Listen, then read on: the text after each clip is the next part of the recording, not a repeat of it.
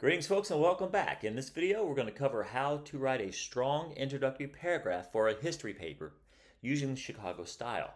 By the end, you'll know how to structure your opening, provide context, and set up a clear thesis, all while making sure your paper is properly formatted.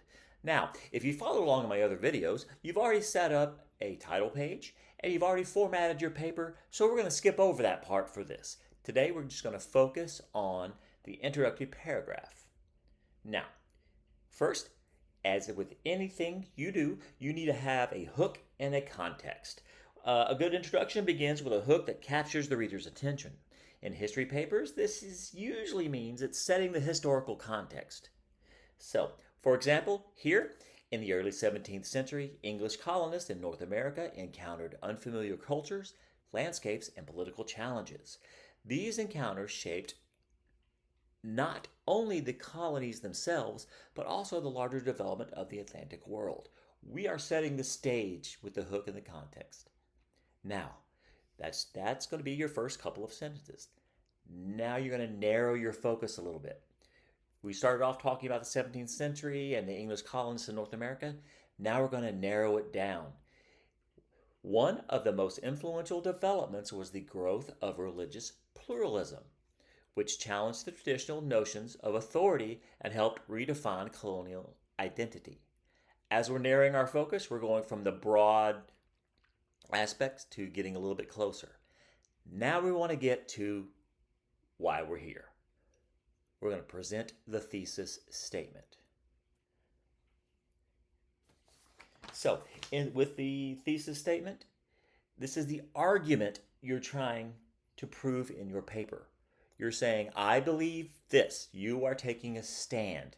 And part of that argument is you're going to support your argument. So when we present the thesis statement, here it is. This paper argues that religious pluralism in colonial America not only fostered tolerance, but also laid the groundwork for broader debates about freedom and identity in the 18th century.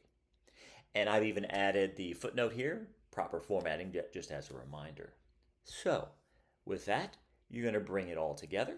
And no, I'm not going to read it to you. You can read it for yourself. It comes all together. It makes a clear and concise statement that lets the reader know why they're there and what you are going to talk about. Now, let's say your professor, your teacher, whoever gives you the prompt of more than one question. Oftentimes, we will give you more than one question because we're looking for a theme. Why did this happen, and to who, and how did they react? Very simple, very basic. We're going to start again, and we're using the same context, and we're going to take the introductory paragraph we did for the single question, and we're going to adjust it to multiple questions. So, here we go. In the early 17th century, English settlers established colonies along the Atlantic coast in North America. Now, restate the questions we have given you as part of the context. Historians frequently ask two key questions about development. Why did the colonists come to the New World, and how did they develop? How did they adapt to the challenges faced once they arrived? Now, you can be blunt just like this, state it in your introductory paragraph, or you can phrase it a different way if you'd like. But this works perfectly fine for me. It tells me exactly what questions we're going to be answering. Okay. Next, you want to bridge to your argument. You've stated your hook, you've added to the context, and you've put the questions in your context. Now we want to be able to transition to your argument. What you're going to do now that you've stated your questions is this. You're going to answering these questions together highlights both motivations for migration and the realities of survival in the new environment. Now, you're going to create your thesis, bringing it all together. This is done. Here's a great example. This paper argues. Now, for here it says this paper, not I argue. Never use an I or a me statement. Okay? Never use those. This paper argues that while English colonists came to North America primarily for economic opportunity, their survival and long-term success depended on the pragmatic adaptation of native partnerships, local environments, and shifting imperial policies. Great. Now, I'm a little wordy. Can't help it. It's the way I am. You don't have to be this wordy. Just get it out there. And what you've done is you've created your thesis statement.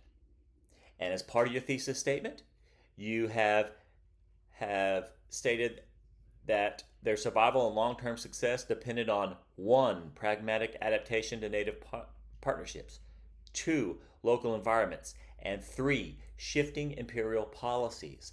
What you have done, and we usually ask for at least 3 resources or 3 things your argument is supported by. So here we go. Bam, bam, bam. There's all 3.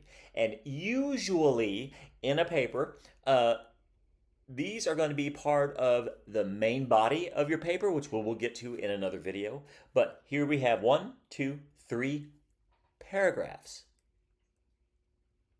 to support your argument. Now, you can, let's say you're doing adaptation to native partnerships and you need more than 1 paragraph. That's absolutely okay, depending on on the length requirements of your paper. The more detail you can give me, the better. You can have 2, 3, 5 paragraphs if that's what it takes for each one of those. And then you bring it down to the conclusion. But we're jumping ahead a little bit.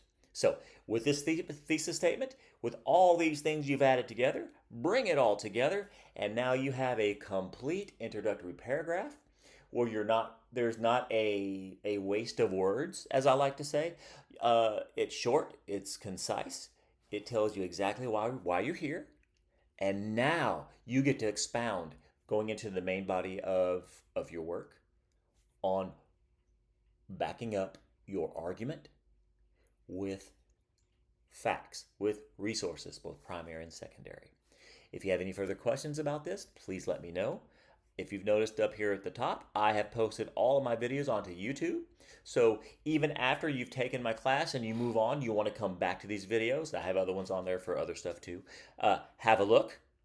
Again, I don't get paid for any of this. I don't accept any money. That's not my thing. I want you to learn how to use Chicago style and be effective.